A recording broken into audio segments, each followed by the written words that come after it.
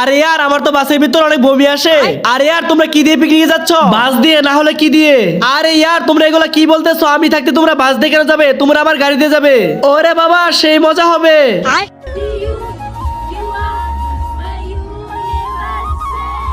Excuse me ma'am, এখানে আশেপাশে কি রেস্টুরেন্ট আছে? কেন বেটা? অ্যাকচুয়ালি ম্যাডাম আমার নাস্তার সময় হয়ে গেছে, আমার নাস্তা করতে হবে। সামনের বিল্ডিং এর পিছনে আছে। Okay ma'am. ওরে নাস্তাও রেস্টুরেন্টে করে? তোমরা কি জানো না ও কত ধরি? আরে यार এই অ্যান্ড্রয়েড ফোনে ভালো ছবিটাও আসে না। আরে यार চিল, আমার কাছে আছে আইফোন 17। চলো আমরা ছবি তুলি অনেকগুলো। ওরে यार তুমি কত ধরি, তোমার কাছে আইফোন 17 আছে?